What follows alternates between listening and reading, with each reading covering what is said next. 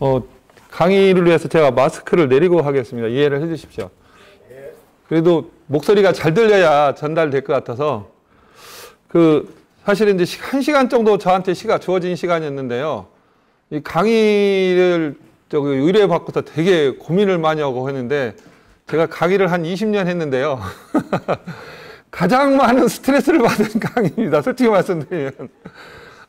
이 사마천 학회에 어떻게 보면 학회라고 그래가지고 이게 좀 전문 교수님이 오는 것 같은 느낌도 들고 그 다음에 이제 여기서 특별히 한다고 그래가지고 뭐 진짜 뭐 많은 분들이 뭐 이렇게 답사식으로 와가지고 듣는 건지 뭐 이게 뭐 아무것도 해본 적이 없기 때문에 뭐 다른 강의 같은 경우는 이렇게 대상이 정해져서 이렇게 말씀을 해야 될 전달할 거는 어느 정도 이제 나와서 들어가는데 깜깜이 강의를 준비하다가 또 강의를 두 번에 또 바꾸고 하다 보니까 최대한 뭐 여러분들한테 재밌는 얘기 그러다 보니까 이제 외부에서 오시는 분들도 계시고 그러니까 그리고 이제 여기에 내포와 관련된 얘기, 중국과 관련된 얘기, 제가 알 수 있는 얘기 쉽게 재미나게 좀 해주시고 그다음에 이제 제가 추사 김정일을 바라보는 거가 저는 나름대로 또 바라보는 방향이 있어요. 왜 추사가 그렇게 갈 수밖에 없었나라는 생각을 늘 하고 있었는데 그 얘기를 제가 오늘 한번 좀 얘기를 좀 들려드리려고 하고 있습니다.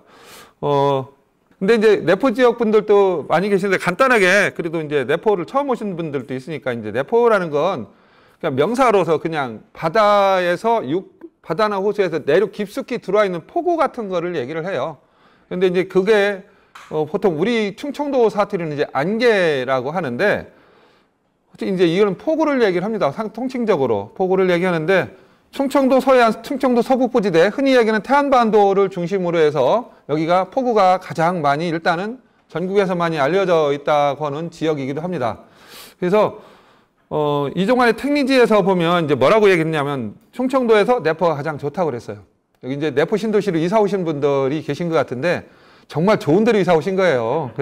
그래서 여기는 이제 이런 유궁진이라는 데도 있고, 그가 비산비야라고 하거든요. 뒤에 또 설명을 좀 하는데, 산이 높은 것도 아니고, 산이 낮은 것도 아니고, 여기 저희 선배님들도 계시지만, 충청도 서해안 특히 이 내포라고 하는 지역은 자연재하고는 거의 거리가 멀어요.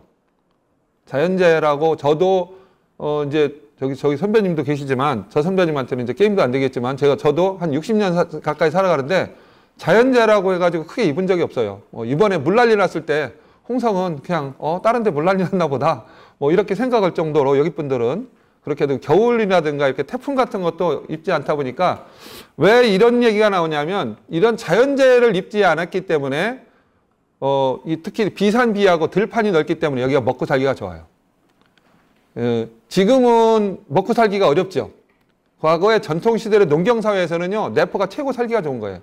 왜냐하면 가뭄을 입는다든가 재해를 입게 되면 사람이 굶는 사람이 생기지만 여기는 굶는 사람이 생기지 않기 때문에 특히 조선시대 후기에 오게 되면 서울에 있는 많은 사람들이 이쪽으로 내려와요.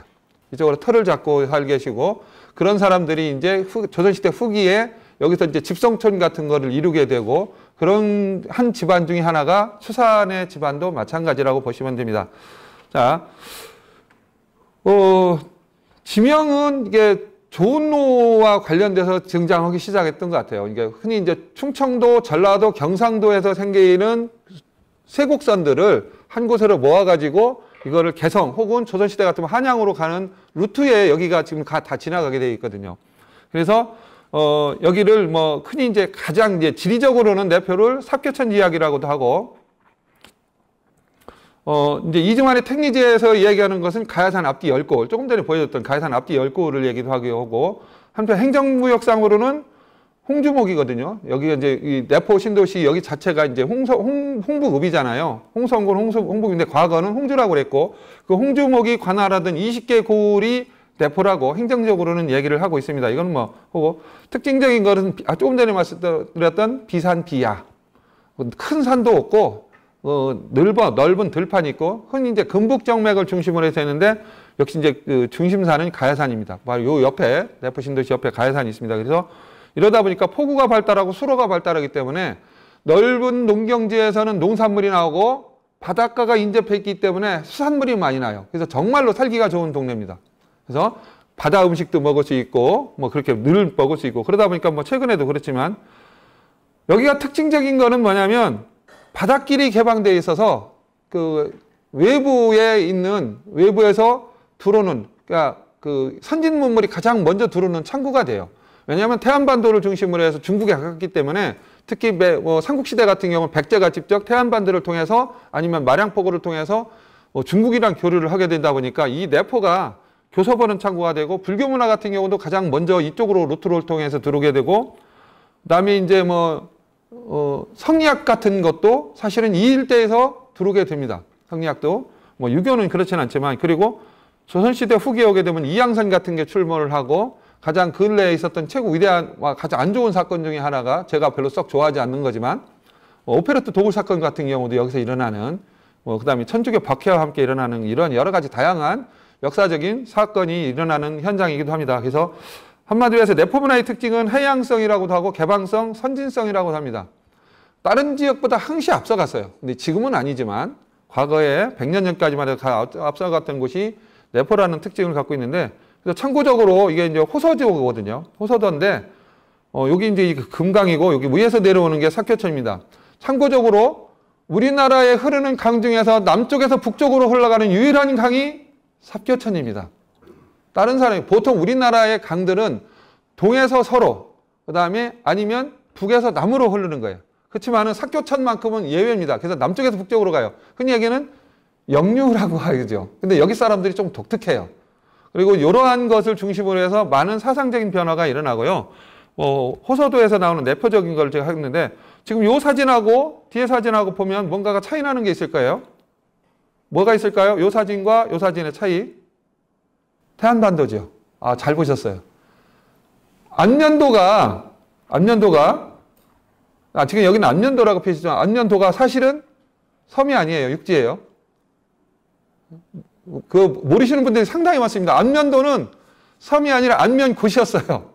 안면곶이었고, 지금 여기 서해안에서 이렇게 쭉 가면은, 특히 이 안흥 앞바다에, 최근에 말잖아요. 수많은 배들이 침몰해가지고, 거기에 지금 태안은 사실 노다지 건지고 있거든요. 청자, 백자, 조만간이 계속 건져 올리고 있는데, 여기서 이제 백길이 위험해가지고, 1차적으로 이 안흥 앞바다를 지나가다가 많은 배가 침몰을 합니다. 물살이 세요. 그래서 고려시대부터 어떻게 했느냐, 고려시대부터 여기를 해서 운하를 만듭니다. 그래서 여기를 뚫어서 운하를 만들려고 그래요. 내포 굴포 운하라고 그러는데 500년 동안 운하를 뚫었어요. 근데 운하 밑에 땅이 뭐냐면 파나마식 동화예요. 고려시대 때부터 파나마식 도크식 운하를 우리나라에서 건설하려고 하다 500년 동안 실패를 해요. 그다음 영조 때 와가지고 이거 도저히 안 되겠다. 더 이상 여기는 이제 할 수가 없다. 지금 같으면 이제 충분히 했겠죠. 지금 기술 같으면 했지만 너무나 많은 비용이라든가 폭파 작업을 같은 폭파 기술이 없었기 때문에 결국은 포기를 하고 여기를 자르자 합니다. 그래서 안면도를 여기를 자르는 거예요. 잘라가지고 안면도가 만들어집니다. 그러면서 이제 물살이 바뀌게 되죠. 바뀌어가지고 지금처럼 왔는데, 지금은 안면도 가고, 이거는 지금 육지랑 연결됐다고 봐야 되고, 해저터널까지 생긴데, 이게 이제 내포 지역의 특징적인 것도 하나고 말씀드리겠습니다. 그래서 내포에서 고려 말부터 중국을 다녀온 사람들이 많아요. 이곡이라든가 이색, 이 두 분은 특징적으로 성리학을 도입하신 분들이에요. 한산이시거든요. 특히 이분들의 특징은 우리나라 사람들이 중국에 가서 제가 아는 상식으로는 과거에 최치원이 봤던 거하고 다릅니다. 최치원은 제가 아는 바로는 이제 우리 김영 선생님 더 잘 알겠지만 외국인들 대상으로 보는 시험이고요. 여기는 진짜 정시예요. 이 사람들은. 제가 아는 바는 정시를 봤습니다. 그 중에서 1등을 또 하고 그래요. 우리나라 사람들이 가서, 고려 사람들이 가서. 그런데 어쨌든 이 정동영 향시에서 수석을 했단 말이에요. 이거 대단한 거거든요. 중국 사람들 제끼고 수석을 했다는 거하고 전시에 차석했다는 것은 이곡이라는 사람이 정말로 대단한 사람이고, 이곡의 아들이 이색이거든요. 이런 사람들이 똑같이 가서 회시에서 1등도 하고 전시에서 2등도 합니다. 이분들이 이제 나중에 귀국을 해서 성리학을 거의 도입하게 된다고 보시면 됩니다. 그래서 이제 성리학을 도입하게 되고, 이 내포 지역의 인물들 중에서는 이렇게 가장 중국하고 가장 최근에 와서 한 500년 전에 가장 일찍 다녀왔던 사람들이 있습니다. 또 한 가지는 제가 설명을 안 했는데 요 시기에 중국을 다녀오신 스님이 하나 있어요. 스님이 누구냐면 내포 지역 홍주 사람이었던 태고보우예요. 혹시 태고보우를 여기 절에 다니시는 분들은 태고보우를 아실 텐데 우리나라의 최고의 선승을 보조국사 진을이냐 태고보우냐라고 논쟁을 할 때 태고보우가 홍성 사람입니다. 그래서 공민왕의 왕사였고 그런 사람이 홍성 사람이에요. 그리고 임재종을 중국에서부터 임재종 계를 받아줘요. 달마에서부터 내려오는 이런 계를 받아가지고 달마의 법통을 이어받아서 우리나라에 들어온 사람이 임재종에 가지고 들어온 사람이 태고 보우 스님이시고요. 보우 스님의 제자들이 여러 인진해란 때 삼영당이라든가 서산대사 이런 분들 그리고 근래에 와서 경화와 만공이 이 법맥을 이어받았습니다. 그래서 만해 한용운 같은 경우도 일제강점기 때 지금의 조계종의 전신이죠. 일본하고 종파를 대립할 때 무슨 얘기를 하느냐면 일본의 조동종하고 대립을 할 때 한용운 스님이 만든 종파가 임재종이에요. 그러니까 태고 보우에 그거를 이어받은 임재종을 만들고 임재종 계열이 나중에 해방 이후에 조계종이 됩니다. 뭐 그런 거 또 태고 보우라는 인물도 있고요. 그러다 넣으려고 하다가 제가 이제 말로 하려고 지금 생각을 했고 자 이제 내포 지역의 인물 중에서는 가장 유명한 사람 중에 한 사람이 성산문이에요. 근데 성산문만 알지 대부분이 성산문의 아버지, 성산문의 할아버지가 누군지를 모르고 있습니다. 제가 오늘 중점적인 얘기 중에 일부 중에 하나가 성산문 선생이에요. 성산문의 가계도는 제가 직접 찾아서 그린 거예요. 이거는 다른 강의에서 썼던 걸 아무래도 조금 도입해서 좀 도움이 될까 봤는데 여환이라는 사람이 창녕부원군이고요. 성리는 영의정을 지냈습니다. 조선의 개국공신이에요. 이성계랑 친구입니다. 그 다음에 성석영은 동생이고요. 석연이라는 사람도 있고 석번이라는 사람도 있습니다. 성성린의 이 후계는 영의정까지 지냈는데 어찌 됐는지 사라졌어요. 아마 후손들이 사라졌는지 그거는 모르겠습니다. 아직도 이 성린의 후계는 아마 유명한 사람들은 나오지는 않은 거로 보이고요. 석용계가 흔히 얘기하는 석용계라고 그러는데 석용계의 달생, 성승, 성산문. 근데 요 집안들은 또 달생, 승 이렇게 여기는 삼족이 멸당합니다. 이 등까지는 멸당해요. 등까지는 멸당하고 성달생의 동생이었던 개 계열은 살아남습니다. 살아남고 그 다음에 우리나라 역사에서 또 가장 중요한 계열이 석연계인데 석연계의 후손이 성혼, 율곡이하고 친구이면서 조선의 성리학을 전반기에 퇴계 이황과 함께 우리나라의 기호학파의 맥을 만드는 성혼이라는 분이 바로 이 집안의 후손이에요. 정말 대단한 집안이기도 합니다.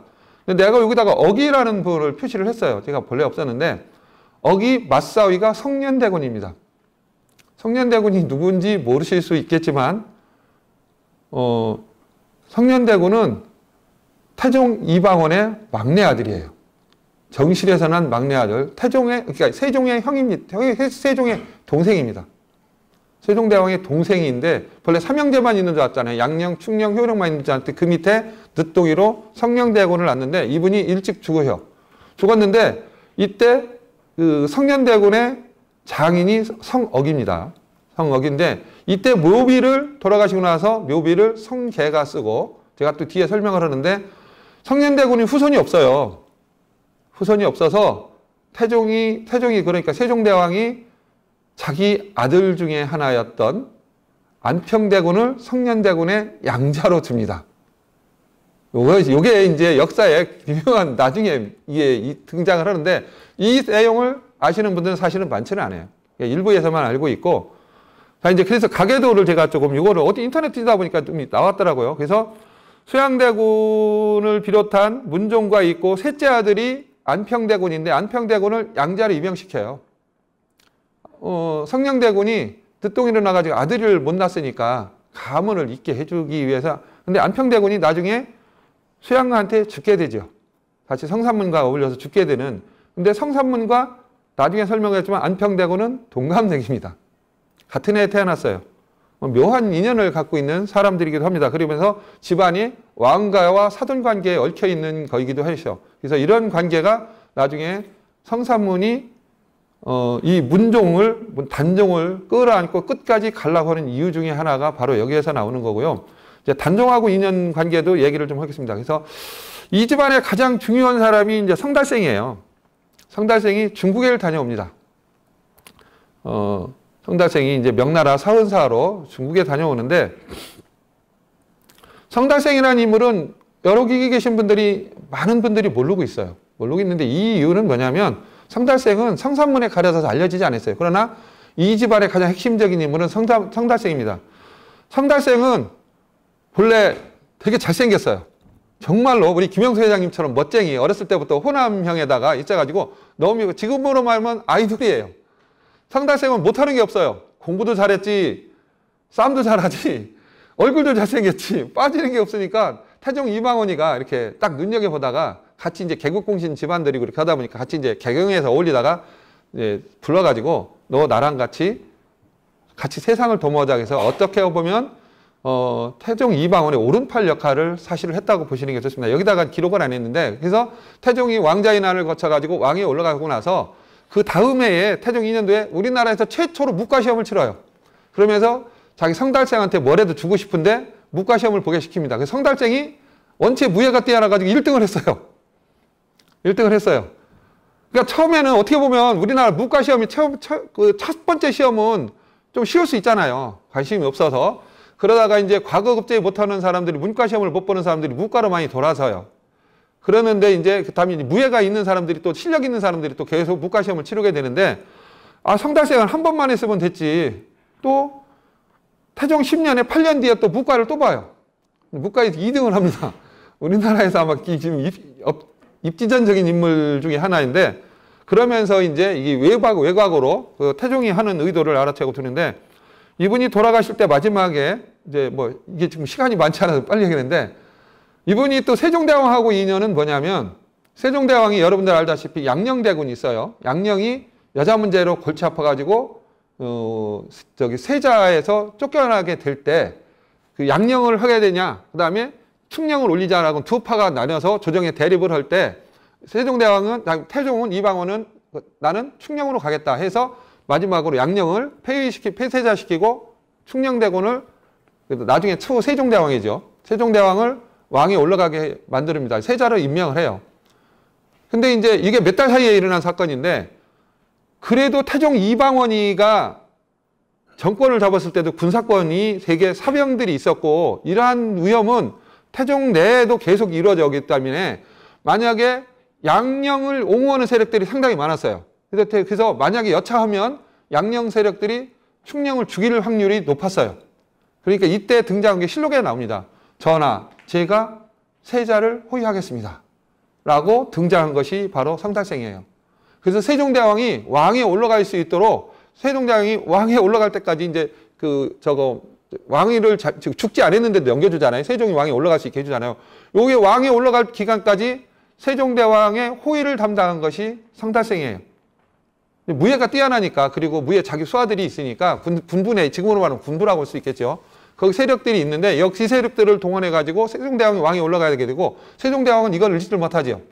근데 여기서 끝나는 것이 아니라, 세종 26년에 이 양반하고 각별한 인연이 있는 거는, 이때에 이제 보시면 1444년이에요. 요때가, 나란말씀이 영화에서 있듯이 똑같은 그 상황이에요. 나란말씀, 그러니까 훈민정음을 거의 완성 단계에 들어갔는데, 정부 내에서 계속 기편전 학자들을 비롯해 상당히 많은 반대 세력들이 일어나요. 그러니까 세종대왕이, 여기서는 막 좋은 말로 썼지만, 사실은 나는 눈도 아프고 이래가지고 부인이랑 그 신미대사에 있는 청주로 초정리로 그 행궁으로 가서 나는 이렇게 가야 되겠다 이렇게 해요.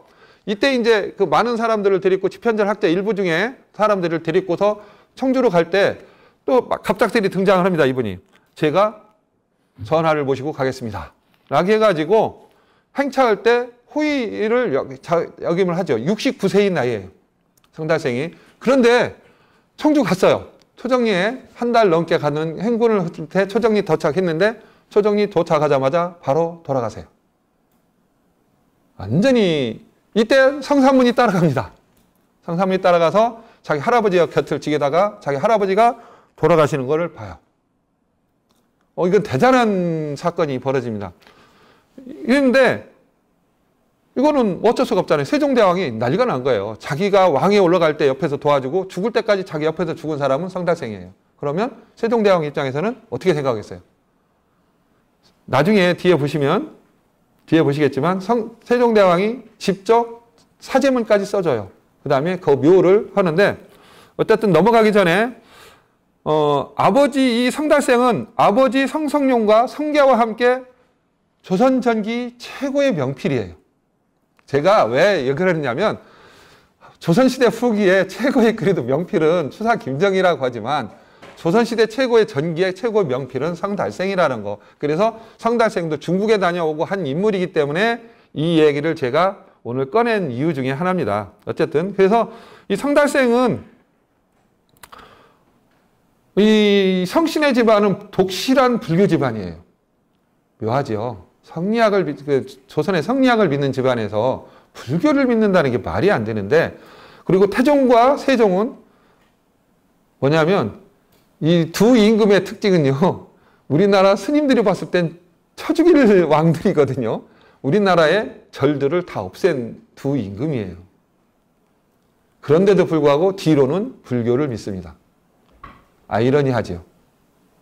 태종 때에 200몇 개의 절을 없애요. 전국의 유명한 절들을 다 없앱니다. 그리고 세종대왕도 44개인가만 남기고 절을 다 없애요. 그랬는데 어떻게 또 불교를 믿어요? 왕 두 임금이. 두 임금의 뜻을 받아서 불교를 믿은 사람이 성달생 집안입니다. 어떤 일이 벌어지냐면 태종과 세종은 절을 많이 없애서 부처님한테 죄를 졌어요. 근데 뒤에서 어떻게 하느냐? 다시 부처님을 해요. 뭐냐면 그러한 부처님의 은혜를 미안하니까 안심사를 비롯해서 여기 전주서 오신 분이 계신 분들 전주에 완주에 가면 안심사도 있고 완주 화엄사도 있고 그래요. 여기다가 여기서 이제 이 불서를 간행을 시킵니다. 불서를 간행을 시킬 때에 이때 글을 쓴 사람이 성달생과 성계예요. 근데 여기 불교 믿으시는 분도 알겠지만 기독교 다니시는 분이 불경 쓰라고 하면 쓸 수 있을까요? 못 쓰지요. 생각이 없어서. 그리고 써더라도 형식적으로 쓸 텐데 이거는 엄밀히 따지면 불심이 없으면 쓸 수가 없어요. 책의 한 권을 전체를 옮겨 쓰는 거예요. 옮겨 쓰는 거를 이 필사한 거를 가지고 목판본을 만듭니다. 예, 지금 보시는 것 중에 하나가 요거는 아까 얘기했는 성억이 썼던 요거는 지금 성성린이 썼던 건원능 신도비입니다.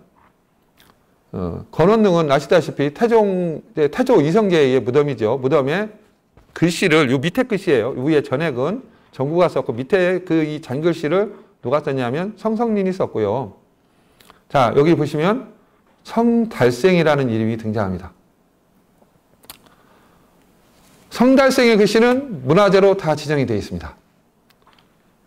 평양보훈구 부윤 성달생이라고 썼습니다.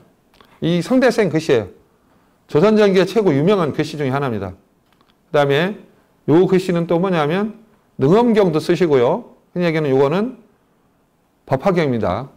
묘법 연화경이라고 하죠. 여기 지금 달생이라고 이름이 써 있어요. 성달생이라고 써 있어요. 여기서 후원한 사람들이 나와요. 효령대군, 월산대군. 써 있죠. 여기 태종대왕 이렇게 쓰고 다 묘한 거예요. 태종의 지시를 받아서 야 가서 너 불서를 좀 발행해서 불심을 좀 달래줘라. 이렇게 하고 세종대왕도 내불당까지 말정정도니까 대단하죠. 그러면서 여기 지금 다 후원자들의 이름을 써놨습니다. 자, 또 다른 법화경인데 만든 성화여긴 13년이고 정통 8년인데 하나가 여기와 여기의 차이가 뭔지 아세요? 효령대군, 영흥대군. 여기는 이 세자들이 지금 왕자들이 이름이 쭉 있습니다. 이거와 이거의 차이가 뭔지 아세요? 가운데 서지와 오른쪽 서지. 똑같은 글씨입니다. 바로 보시면 여기 이제 도서관 하시는 분들도 이제 이게 유념의 고도서거든요. 여기는 성달생이 이름이 있고요. 성달생이 있는데 여기 달자만 보이고 이름이 있습니다. 창녕 다 뺐죠. 요거만 남았습니다. 이게 뭐냐면 이 목판본은 미리 만들어졌어요. 세종 때 만들었어요.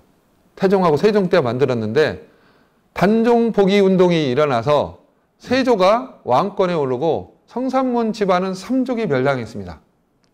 삼족이 멸달했으니 이 목판본에서 이름을 떼ing버린 거예요. 이름을 제거시킨 거예요. 요것만. 목판을 없앨 수 없잖아요. 그러고서 이 법화경이나 이런 거 계속 찍어내는 거예요. 이게 뭐의 차이냐? 이 서지학 하는 사람들은 특히 불서와 관련되는 공부하는 분들은 요게 기준이에요. 요거와 요거 있느냐 없느냐. 요거는 세종대왕 때까지 찍은 거고요. 세종대왕 때까지 찍은 거고, 요거는 세조 이후에 찍은 거예요. 시기가 딱 정확히 나뉩니다.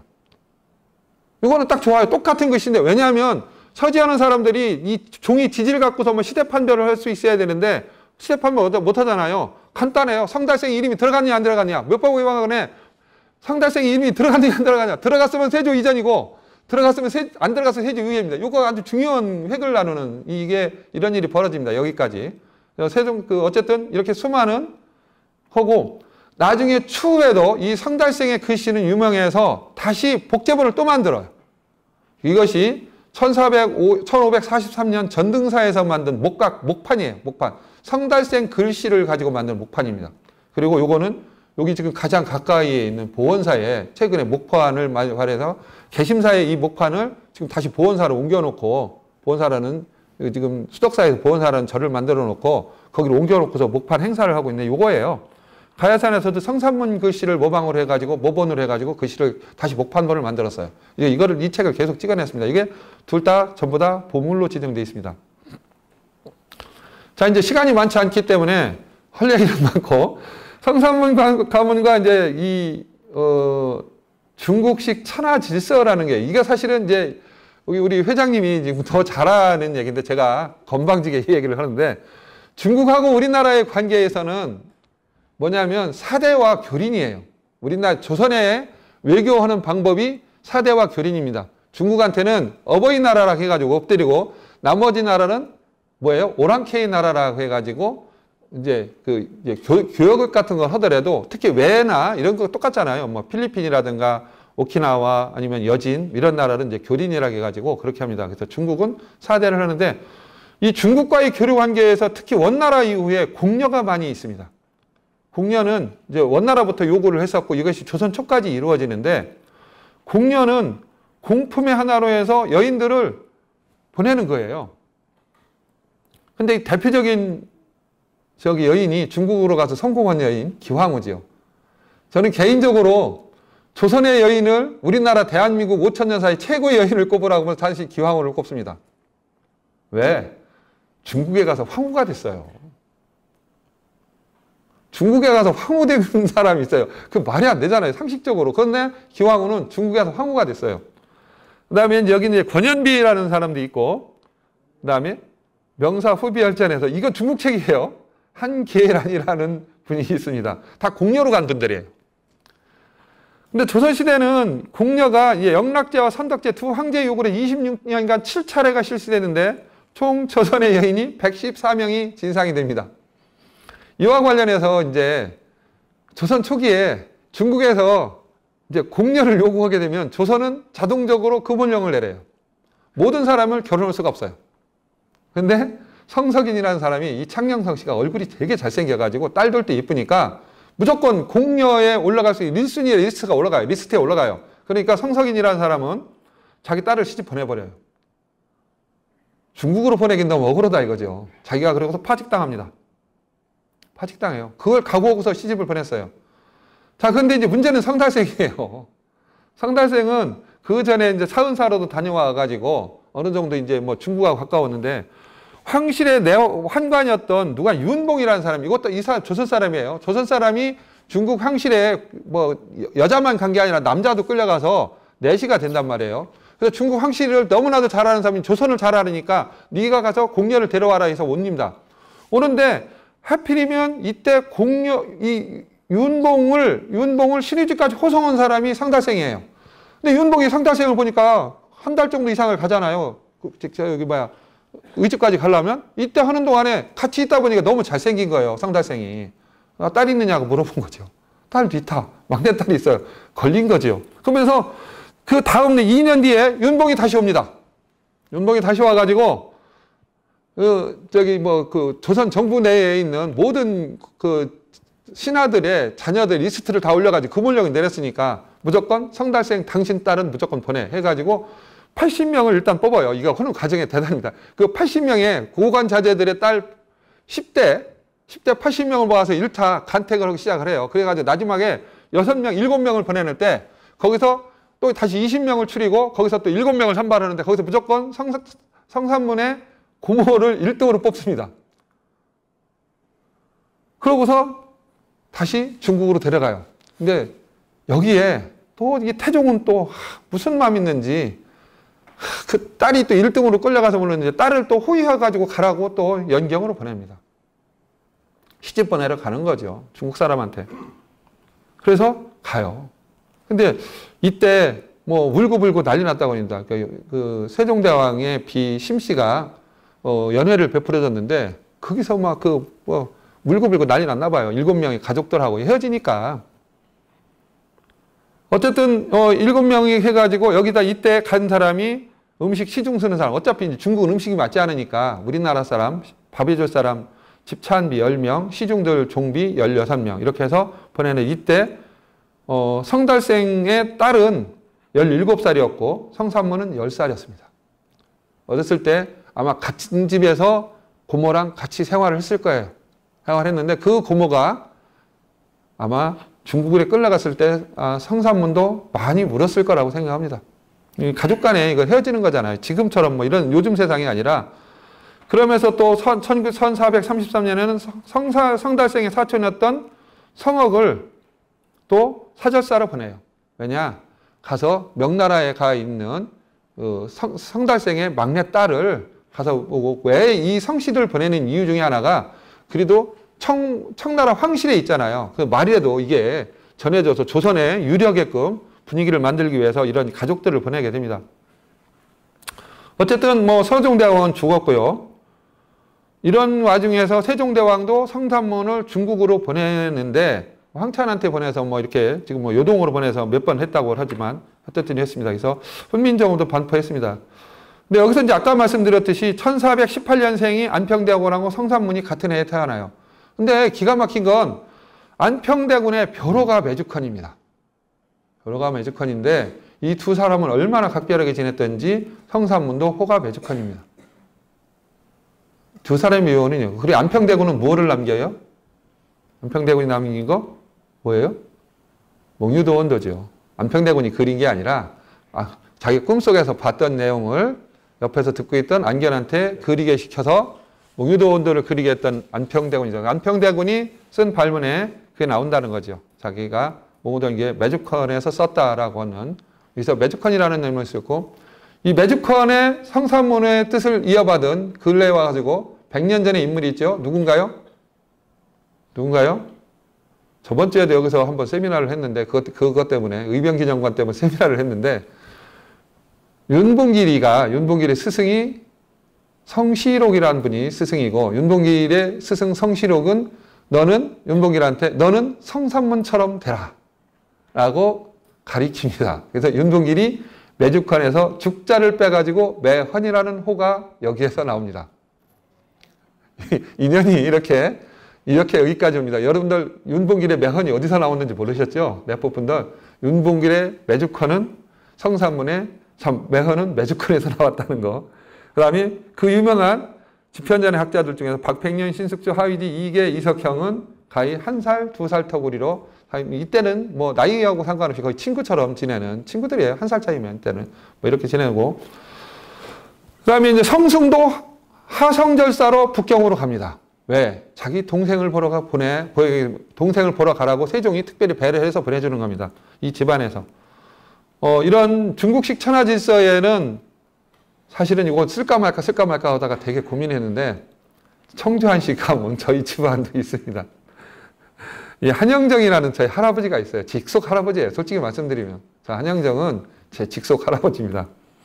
제가 의정부에 갔는데 의정부에서 시제 지내러 갔는데 저 시제를 이제 이 한화기라는 부르 시제를 지내거든요. 의정부 묘 가면요. 기가 막혀요. 우리 한학 할아버지의 묘비가 중국서 왔어요. 누가 보내느냐? 한화의 첫 번째는 태종 17년에 갈 때는 한영정은 자기 큰딸을 보내요. 자기가 보내겠어요. 보낸 것 같지는 않고 아마 공출로 끌려갔던 것 같아요. 근데 이 한학도 저희 집안도 성달생네 못지않게 아마 잘생겼던 것 같아요. 저만 못생겼지. 그래가지고 다음에 또 간택을 받는데 해피한 모형 거는 또 세종 9년 1428년에 다시 두 번째 한학의 막내딸 한계란을 다시 공료로 보내요. 이 공료로 갔던 것 중에서 유일하게 두 사람이 공료로 간 집안은 청주안씨예요.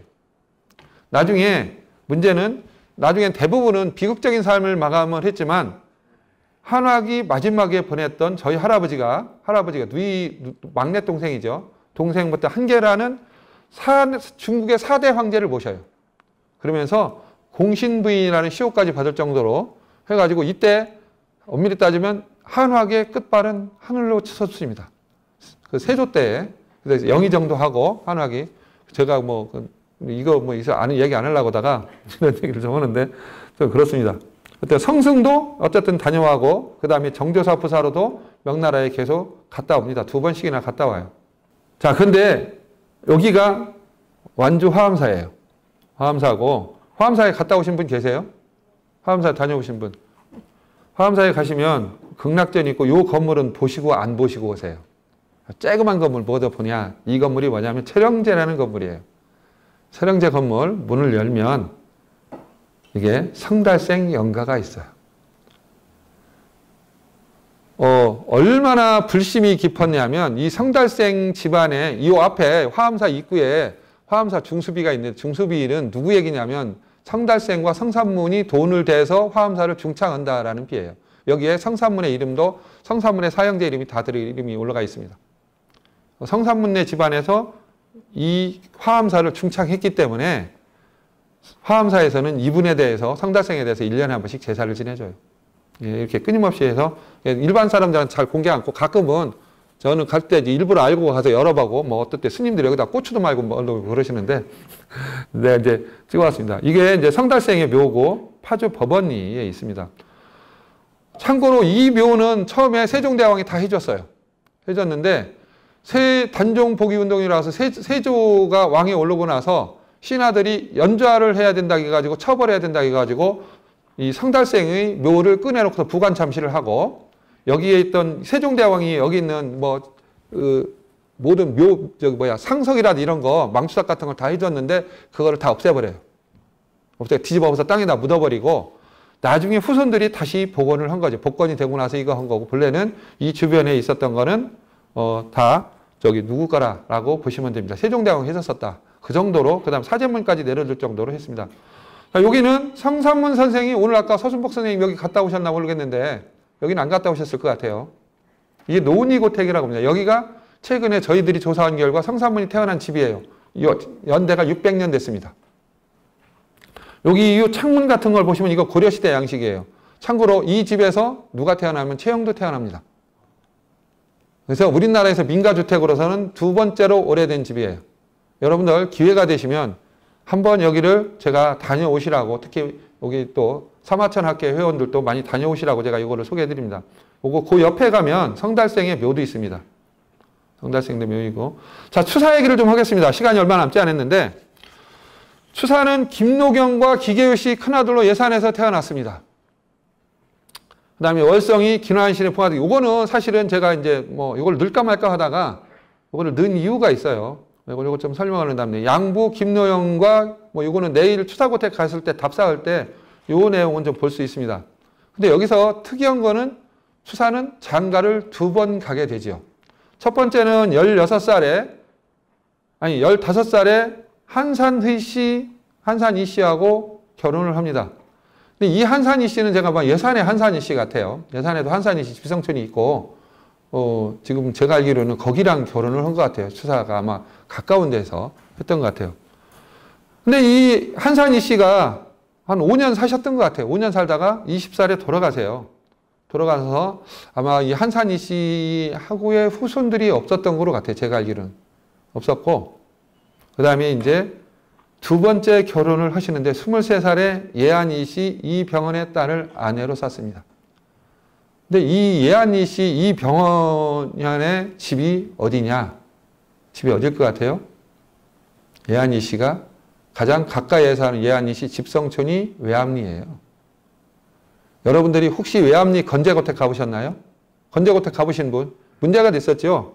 건재고택이 한때 이제 그 무슨 뭐 저축은행 거기서 여기서 그걸 인수해가지고 거기 사저처럼 쓰다가 그 저축은행이 부도가 나가지고 지금 그 저축은행 대표가 내일인가 어젠가 나왔다고 그래요. 감옥에 내가 소식을 들었는데 그 사람이 이제 쓰다가 이제 지금은 이제 거기서 경매 넘어가가지고 했는데 아산 시에서 인수를 했어요. 20억인 가지고 샀는데 그 집을 거기에요. 근데 내가 왜 이 얘기를 드리냐면 이제 뭐 요거는 자기 아버지 생부를 따라서 이제 그 연경에 간 거는 요것만 얘기하고 다시 설명하겠습니다. 이 연경에 가서 먼저 만났던 게 조광이라는 인물하고 서송이라는 인물과 이 사람들은 뭐 학자겠죠. 그거를 사귀게 되고 대가를 만나게 돼요. 그러면서 이제 결정적인 사람들은 아마 추사가 아마 찾아다녔던 것 같아요. 그러면서 그 추사의 삶에 가장 영향을 끼쳤던 옹방광을 만나는데 옹방광이 추사의 50세 위에요. 이때 75세로 지금 돼 있습니다. 제가 알기로는. 그다음에 완원은 유명한 완원과 금속문 자료에서 논쟁을 하는데 이 23살의 위고 한참 학벌로 따지면 뭐 한참 아래죠. 완원으로 따지면 자식벌 될 테고 옹방광으로 봤을 때는 추사는 손자뻘입니다. 이런 인물하고 만들어야 되는데 외암리 건재고택이에요. 사실은 많은 사람들이 이 건재고택에 가서 이 아산시청에서나 누가 손을 못 댔던 것 중에 하나가 여기 주련이다 추사 글씨예요. 이거를 비공개로 했어요. 이거 추사고택이라고 이 건재고택의 주련 같은 게 추사의 글씨인데 이거를 추사와 연관되는 추사의 처갓집이라고 해도 수많은 사람들이 양상분자가 와가지고 이거를 가져갈 확률이 높기 때문에 그걸 비밀로 하다가 나중에 이제 그 저축은행과 관련돼서 이거를 싸웠던 집하고 이 아산시청하고 살 때에 단가 계산을 하잖아요. 이 가치가 얼마나 될 때 여기에 있는 추사와 관련되는 게 되게 많았던 거예요. 예, 제가 충남문화재 전문위원을 해가지고 이 내용을 좀 알고 있어서 저는 덜하고 더 이상 얘기를 안 하는데 이거와 관련돼 가지고 여기에 있는 추사와 관련되는 게 상당히 많이 있어요. 그 리스트가 여러 개가 있어요. 그런데 그거를 다 공개가 안 된 상태에서 이제 이거를 감정가를 하다 보니까 상당히 좀 애로사항이 있어가지고 어쨌든 지금 현재 상태에서는 아산시로 넘어간 거로 저는 지금 알고 있습니다. 이 건재고택이 추사의 처갓집이라고 보시면 돼요.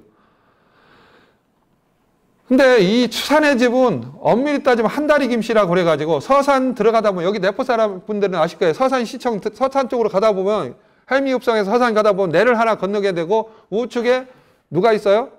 그 한다리 김씨들이 삽니다. 그게 한다리 김씨가 누구냐면 거기 이제 예를 들어 정순왕후가 살고 그 정순왕후 생가 주변으로 해서 한다리 김씨들이 살아요. 그게 흔히 얘기하는 경주 김씨. 거기가 한다리라고 하기 때문에 한다리 김씨라고 그래요. 여기 파생돼서 나간 거예요. 제가 왜 이 얘기를 하냐면 추사를 이해하려면 이 한다리 김씨를 조금 이해하지 않으면 조금 힘들 것 같아요. 김원경은 영의정에 오르고 정순왕후의 일문이라고 그랬어요. 정순왕후는 누군지 아시겠죠? 영조의 두 번째 부인입니다. 영조의 두 번째 부인이고 그 다음에 이제 증조 할아버지 김한씨는 화순옹조하고 결혼을 하죠. 영조의 딸이죠. 근데 여기는 김한씨는 뭐 조금 그랬죠. 월성이 조카가 월성이는 조카 김희주를 양자로 받으죠. 화순옹조가 남편이 월성이가 일찍 죽잖아요. 자식도 없이 죽어가지고 영조가 이 화순옹조 때문에 애를 많이 먹지요. 너 죽지 말라 했더니 따라서 같이 죽었잖아요. 골룸와서. 이런 일이 있습니다. 그래서 이 김희주가 추사 할아버지 되고 어쨌든 김희주는 또 네 아들이 있었는데 장자가 노영, 차자가 노성, 노명, 노경을 낳는데 아마 이 노영이 아들이 없었던 것 같아요. 그래서 김노경이 아들, 막내가 아들을 셋 두니까 장남을 노영한테 양자로 주게 되는 거죠. 이게 조선시대 참 형제들 간의 우애가 좋아요. 자기 이런 것은 뭐 상당히 많이 보게 되는데 제가 왜 여기서 이 얘기를 드리냐면 추사라는 인물을 이해를 할 때 이 한다리 김씨가 노론벽파예요. 노론벽파입니다. 노론벽파의 핵심 인물은 정순왕후와 연결됐던 김한록이에요. 김한록의 스승이 누구냐면 남당 한원진이에요. 여기서 이제 이렇게 들으시는 분이 계신데 이 내포 지역을 조금 이해하고 이 추산의 집을 이해하려면 이 뭐 시간이 조금 가더라도 뭐 김영 선생님이 조금만 5분만 저 여유를 주시겠지만 그 남당 한원진이라면 누구냐면 율곡이의 제자가 있어요. 율곡이의 제자가 누구냐면 사계 김장생, 김장생의 제사가 우암 송시열, 송시열의 제자가 권상하, 권상하의 제자의 밑에는 강문 파락사라고 한 열 몇 명의 학자들이 있어요. 그 중에서 이제 그 사람들을 통틀어서 그냥 강문 파락사라고 해서 제자가 있는데 그 제자 중에 가장 뛰어난 제자가 누구냐면 남당 한원진이었고 권상하가 남당 한원진을 수제자로 인정을 했어요. 수제자로 인정했는데 이 강문 파락사는 뭐가 유명하냐면 강문 파락사는 이 논쟁을 벌이는데 우리 조선 유학사의 가장 그 논쟁 중에 3대 논쟁 중에 하나인데 인물성 동의 논쟁을 거쳐요. 그게 뭐냐면 한마디로 쉽게 얘기하면 인간의 마음이 짐승의 마음과 같으냐 다르냐를 놓고 싸우는 거예요. 말도 안 되죠. 여기 생각해 보세요. 여기 계신 분들이 무슨 애완동물 기르겠으면 애완동물 같은 걸 기르겠지만 짐승의 마음을 아무리 내가 애완동물을 기르더라도 짐승의 마음과 사람의 마음이 같을 수 있습니까? 없습니까? 없죠. 그건 누구나 아는 진실이에요. 그런데 조선의 사대부들은 이 선비들은 짐승의 마음이 사람과 같으냐 다르냐를 놓고 싸워요. 이게 왜 그러냐면 아까 교린이라고 그랬잖아요. 우리나라보다 낮은 나라는 오랑캐로 봤어요. 여진족은 오랑캐입니다. 짐승만 또 못해요. 우리가 조선이라는 나라가 좀 지금 같으면 이 국제관계에서 말도 안 되는 얘기지만 이거 문제되겠죠. 뭐 우리가 청나라를 짐승놈 같은 놈들이라고 하면 국제관계에 묘하게 됐죠. 그렇지만 어쨌든 우리 만주족들은 한마디로 해서 오랑캐라고 생각을 해요. 짐승과 비유를 했죠. 근데 이 짐승의 나라가 어떻게 됐어요? 청나라가 만들어가지고 우리를 억압하는 나라가 됐어요. 이 짐승의 나라를 어떻게 볼 거냐는 거죠. 청나라를 어떻게 볼 거냐. 청나라랑 인간의 마음과 동물의 마음은 전혀 다르다는 사람들은 청나라를 배척해야 된다는 사람이고 인간의 마음과 짐승의 마음을 같다라고 생각한다는 청나라를 인정하고 청나라의 문물을 받아들여야 된다는 사람이에요. 이것이 누구냐면 외암리에 있는 외암 이관과 남당 한원진이 싸웁니다. 이 논쟁을 200년 동안 이루어집니다. 200년 동안 이루어지는데 이 논쟁의 결과가 상당한 거는 뭐냐면 그러니까 인간의 마음이 짐승과 같다라고 하는 사람들은 외암 이관이 수도권과 가깝기 때문에 이 사람들을 락론이라고 했고 남당 한원진은 남당리에서 살았어요. 남당리에서 살았기 호론이라고 했어요. 이걸 흔히 얘기해서 호랑 논쟁이라고 합니다. 이 논쟁에서 하는데 이 남당 한원진의 제자가 거의 수제자급에 해당하는 사람이 김활록이에요. 김활록이고 김활록이 정선왕후의 친척이란 말이에요. 그런데 정선왕후가 실권을 잡는 게 언제냐면 정조가 죽고 나서 순조가 왕에 올라갑니다. 순조가 왕에 올라가면 정선왕후가 섭정을 하면서 정치의 전면에 드러나는 게 김활록이에요. 이게 경주김 씨가 이때에 탁 치고 올라가는 거예요. 전기에 딱 치고 올라갑니다. 자, 근데 문제는 바로 여기서 보시면 예한리 씨와 김정희가 결혼을 한단 말이에요. 예한리 씨는 누구냐면 이간이에요. 이간. 짐승의 마음이나 인간의 마음이라고 같다고 보는 거예요. 그 집안하고 결혼을 했어요. 이게 노론 벽파 시파의 문제가 되면서 추사가 예한리 씨와 결혼했다는 것은 이 사람만 거의 생각이 떨어져 나가는 거예요. 왜? 짐승의 마음과 그러니까 결국은 그런 마음이 있으니까 명나라로 가가지고 청나라로 가가지고 중국 학자들하고 사귀죠. 만약에 추사가 그런 마음을 안 갖고 호론적인 사고방식을 가졌다면 명나라도 청나라도 굳이 억지로 안 가고 이분들을 안 만났을 거예요. 왜? 이분들은 오랑캐잖아요. 제가 판단할 때는 그렇습니다. 근데 이거를 역사적으로 얘기하는 사람이 없어요. 요거는 추사가 두 번째 결혼을 어떻게 하느냐에 따라서 추사의 사상의 변화가 오는 거예요. 제가 판단할 때는 그렇습니다. 그렇기 때문에 계속 이렇게 가는 거고요. 자, 어쨌든 갑니다. 그러다 보니까 이제 이런 게 지금 되고 그 추사는 궁극적으로 왕위지가 목표였겠죠. 그 시에서는 왕위지가 목표인데 문제는 완원과 옹방간의 두 사람의 견해가 있는데 완원은 뭐냐? 저 같은 사람이 있을 때 했어요. 왕이지의 글씨는 없다. 남아있는 게 없다고 보는 거예요. 왕이지는 제가 연도를 써온 게 뭐냐면 300년대 사람입니다. 4세기 초의 사람들이에요. 4세기 초예요. 우리나라 백제시대죠. 왕이지의 글씨가 남아있느냐? 왕이지의 글씨라고 하는 전 왕이지의 글씨지 왕이지 글씨가 아니라 이거예요. 나는 이것을 인정 못한다. 그래서 왕이지의 글씨를 복원을 못한다. 근데 옹방강은 아니라 이거죠. 옹방강은 나는 이거는 왕이지의 글씨다. 인정을 하는 거죠. 그것에 그래서 왜 이거를 넣느냐면 추사가 고증학을 한 이유가 이거예요. 왕이지의 글씨를 그걸 그 자기의 논리를 맞추려면 옛날 사람들이 글씨를 봐야 될 거 아니에요. 그래서 이거 큰 이야기는 고증학이라고 하는 자체가 옛날 사람들의 비석을 한단 말이에요. 우리나라의 참고적으로 하나를 말씀드리면 우리나라에 답사 다니다 보면 비석이 있었죠. 비석에 비문이 없죠. 비문 다 깼죠. 왜 깼을까요? 왜 깼을까? 그거 생각해본 한 번도 없죠. 왜 깼을까요? 비문이 왜 깼을까요? 왜 없어질까요? 가면 경주에 가면은 태종 무열왕 능인데 무열왕 능이라고 하면서 이부하고 기부만 있어요. 비문은 없어요. 다 어디 갔을까요? 그 글씨는 유명한 사람이 썼는데. 조선시대 서예 예술을 하는 사람들은 다 옛날 사람들을 걸 갖다가 그대로 그림이나 글씨를 그대로 따라서 그려요. 그 연습을 하는 거예요. 그러니까 뭐가 필요해요? 가장 확실한 옛날 사람 글씨, 비석을 탁본에다가 옆에다 놓고 똑같이 그리는 거예요. 그러다 보니까 권문세족이라든가 양반 같은 사람들이 끝발 있는 사람들이 지방에 나가는 관료들한테 아니면 아는 사람들한테 야 그거 탁본해서 올리라고 그래요. 계속 그 탁본 해주는 사람들은요 아전 같은 사람들 해주겠죠. 지방에. 해줄 사람 누가 있겠어요. 목사가 사또가 해주게 직접 해주진 않잖아요. 그럼 누가 할까요? 이 사람들은 징그럽잖아요. 그럼 어떨까요? 맨날 계속 해줘야 되는데. 방법은 간단해요. 없애버리면 돼요. 없애려면 다 없애야 되는데 양심이 있으니까 기부하고 있으면 남겨놓고 제가 아는 사실이 그렇습니다. 이래서 상당히 많은 비문이 없어져요. 그러니까 그렇게 해서 사라지니까 추사 같은 경우는 차라리 고증을 해서 자기가 직접 다니는 거죠. 뭐 이런 거라고 이런 거라고 보시면 될 것 같아요. 이게 이제 상당히 중요한 건데 이제 왜 추사가 중국을 가게 되고 이게 사상적인 변화 같은 데 있다고 봅니다. 그래서 어쨌든 완어는 왕이지의 개성은 안 된다. 이거는 왕이지의 글씨가 아니다. 대표적인 사례가 최치원의 글씨 같은 거거든. 우리나라에서 홍성에 가면 장곡에 가면 최치원 글씨라고 있어요.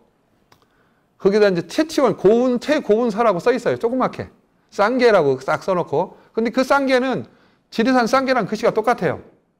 근데 제가 봤을 땐 그 글씨가 15개의 글씨가 있는데 그 계곡에 15개의 글씨가 있는데 다 내가 봤을 땐 최치원 글씨가 아니에요. 근데 여기서 향토사 하시는 분들은 다 최치원 글씨라고 막 그걸 문화재로 지정해달라고 그래요.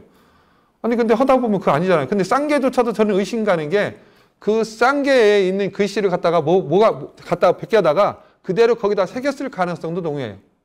아무리 최치원이 여기에 왔다 갔다 했지만 최치원이 거기 가서 그 글씨를 새기고 있었을까라는 것을 고민을 좀 해봅니다. 거기가 썩 가야산 같은 경우는 몰라요. 그렇지만 나는 그런 생각을 해보는 거예요. 그랬더니 이제 지역에 향토사 하시는 분들이 저를 뭐라고 하죠. 쟤는 왜 저렇게 하냐고. 근데 그거는 명확한 거예요.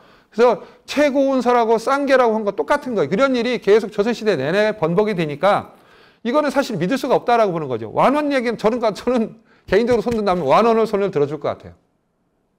그렇지만 이 옹방강이나 추사는 아니다. 복원할 수 있다.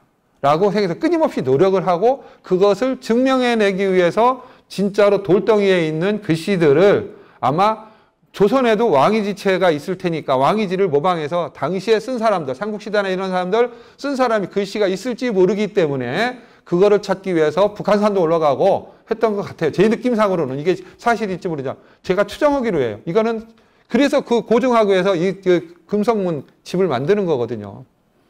그렇지 않으면 굳이 그렇게 할 필요가 없거든요. 추사같이 글씨가 잘 쓰는 사람이 그걸 왜 하고 돌아다니겠어요. 그래서 저는 개인적으로 좀 그렇게 보는 거고요. 어쨌든 뭐 이런 것이 하다 보니까 같이 이제 학문을 논하다 보니까 뭐 경학, 실론, 문론, 서예론 같은 것이 옹방강으로서 많은 가르침을 받긴 했지만 추사는 옹방강에 머무르지 않고 제3의 길을 모색했다라는 거죠. 중요한 거는. 옹방강에 머물러 있으면 오늘날 위대한 추사는 돼 있지 않겠죠. 추사는 중국의 대학자였던 옹방강을 뛰어넘은 거로 저는 모든 사람들이 인정을 하는 것 같습니다. 어쨌든 간에 추사의 시간이 다 돼가지고 이제 이 운해몽준이라는 40대의 최고 명품이라고 그러는데 뭐 인터넷에 보니까 이거가 있길래 제가 조금 이렇게 이 추사의 글씨라고 해서 올렸습니다. 어쨌든 추사는 이 경주 김씨의 상승과 함께 또 추락을 하게 되죠. 그래서 이 김노경이 자기 친부였던 김노경이 이렇게 이제 그 고금도에도 위태하면서 이제 이게 이제 효명세자와 관련돼 가지고 이런 일이 벌어집니다. 이거는 내일 아마 답사를 가시게 되면 뭐 그 추사고택에 추사기념관에 가면 이 얘기가 있었고 어쨌든 추사도 같이 저기 제주도에 위리안치가 돼서 제주도에서 9년 동안 유배생활을 합니다. 그래도 끊임없이 이런 청나라의 석학들 권돈이라든가 조인영 뭐 이런 사람들하고 초이 같은 초이선사랑 이렇게도 많은 교류를 하고 하다가 유배 중에 두 번째 부인이었던 예안리 씨도 사망을 하고 예안리 씨를 기리면서 글도 만들어 놓습니다. 전해지는 않는다고 하지만 지금 글이 있습니다. 세안도죠. 뭐 제가 지금 시간이 됐기 때문에 세안도는 또 우리 또 뒤에 아까 보니까 자료가 있길래 뭐 지금 우리 회장님이 해주길래 했더니 좀 세안도는 뭐 이렇게 세안도는 지금 시간이 됐길래 세 부분으로 좀 구성되어 있다. 네 부분으로 구성되어 있다. 첫 번째는 어쨌든 뭐 네 부분으로 구성된 첫 번째는 요 이제 이 완당 세안도라고 써 있던 그 김준학이 쓴 게 이제 첫 번째고요. 그다음에 이제 뭐 지금 시간이 지나서 두 번째는 이제 세안도죠. 세안도 이게 이제 추사가 글 썼던 내용 자기 한탄스러운 얘기를 거기다 좀 써놨죠. 뭐 추사의 그 그림을 조금 확대시킨 거고, 그다음에 이제 이 이상적이가 아마 이 세안도를 가지고 이제 중국으로 가죠. 중국으로 가서 많은 사람들한테 보이고 거기에서 이제 모임에 가서 이제 세안도를 꺼내줬더니 그때 당시 청나라의 군인 16명이 그 자리에서 보고서 끝에다가 감상평을 써거주죠. 아, 이걸 그렇다 해서 이게 이제 사실은 세안도보다 이 내용이 더 길거든요. 길고 이렇게 하다 보니까 그래서 여기 했던 거 오늘 아마 이분들 얘기를 아마 김영수 회장님이 해주실라는지 모르겠습니다. 안 해요? 이 16명, 17명의 중국 학자들의 이름이 쭉 등장을 하면서 발문을 쭉 썼어요. 썼고 여기다 이제 뭐 이 장혁진 같은 사람은 뭐라고 썼느냐? 세안전 송백의 절조를 배워야 한다. 오직 그 절조가 항상 있기 때문에 사철 내내 변함이 없는 것이다. 세상에 그 절조를 알아주는 자가 없어도 송백은 태연자약하다. 라면서 거기다 썼죠. 이게 이제 그 추사의 마음을 이해를 하고서 추사랑 똑같은 심정으로 아마 썼던 것 같아요. 거기서 이런 글들을 아마 남겨쓴 것 같습니다. 바로 이런 부분이에요. 쭉 사람이 쓰고 세 번째 부분이다. 그래서 그다음에 이제 16편에 그렇게 쭉 발문을 쭉 가면서 이제 쭉 했겠죠. 썼겠죠. 종이를 갖다 붙여가면서 이거를 나중에 이제 표구가 된 건데 마지막 부분이다. 마지막 부분은 근대에 와가지고 오세창과 이시영, 정인보 3명이 3편의 글을 쓰게 됩니다. 요것은 오세창 같은 경우는 근래 불세출한 근래 화가 서예가지요. 오세창 선생이 여기다가 직접 발문을 써서 이 내용이 있고요. 그다음에 뭐 이시영 선생, 그다음에 뭐 이렇게 써가지고 있는데 세안도라는 자체는 한마디로 얘기하면 불의에 굴복하지 않고 옳은 일을 하며 올바른 가치를 지키는 자세의 중요성을 깨우쳐주는 그림이라고 우리가 일반적으로 알고 있죠. 근데 이제 사실은 올바르다는 건 뭐예요? 오늘날에도 다 올바라요. 여기 계신 분이 다 옳고 자기 주장은 다 옳습니다. 근데 상대방이 봤을 때는 그것이 옳을 수도 있고 안 옳을 수도 있고 나랑 생각이 같으면 같이 옳은 거고 나랑 생각이 다르면 옳지는 않습니다. 이러려면 근데 이런 것을 극복하기 위해서 약간 추사도 약간 좀 편향된 게 있어요. 그래서 아까 내가 말씀을 하나 안 드린 건 뭐냐면 추사가 이제 제가 볼 때는 사상적으로 벽파에서 시파로 옮겨가는 과정에서 예안리 씨랑 결혼을 하면서 암행어사를 나가요. 암행어사를 나갈 때 추사가 한 것 중에 하나가 가장 잘못한 것 중에 하나가 뭐냐면 남당 한원짐의 문집을 불살라버립니다. 남당 한원짐의 문집을 불살라버려요. 그러니까 어찌됐든 간에 그 집안 자체는 김한록을 비롯해 그 집안 자체는 분명히 남당 한원진의 영향을 받았는데 내가 이쪽으로 가다 보니까 제가 낙론으로 가다 보니까 남당의 생각이 잘못됐다라고 판단했던 것 같아요. 그래서 그 남당의 그 학문의 원천이었던 남당 한원진의 그 남당 집을 불태워버립니다. 목판본을 불태워버리죠. 이런 그 암행어사 시절에 그렇게 해버려요. 이런 거는 제가 봤을 땐 추사도 잘한 건 없어요. 그런 면에서는. 그러니까 모든 인간이 그런 것 같습니다. 관직에 나갔더라도 음과 있으면 양도 있고 양이 있으면 음이 있는 거예요. 모든 정치가들이 다 그런 것 같습니다. 그리고 모든 정치가뿐이 아니라 여기에 계신 모든 분들도 내가 다 잘하는 거 아니고 일부는 잘못한 것도 있고 다 그렇습니다. 그거를 세상 사람들은 너그럽고 포용해 줄 줄 알아야 되고 잘하는 거는 같이 잘하다고 같이 나가야 되고 잘못한 거는 감싸주고 나간 그럼 좀 모든 아량이 조금 필요하지 않을까 하는 오늘날 추사에서 던져주는 이 메시지가 독야청청하는 것도 좋긴 하지만 저도 또 한때 그런 생각을 갖고 살았던 중에 요즘 많이 되게 유해져 가지고 같이 가자라는 생각을 가지고 저도 나이 60 돼가면서 좀 많이 깨닫고 많이 같이 가자는 쪽으로 가고 있는 것 같습니다. 이게 세월이 가면 그렇다고 제가 성숙했다는 건 아니고 저도 성숙했다고 노력해지려고 노력을 하고 있고 그런 우리가 자세가 좀 필요하진가. 그러면 우리가 좀 더 오늘날 우리 사회도 좀 화목하고 좋은 사회가 안 될까요? 하여튼 들어주셔서 감사합니다.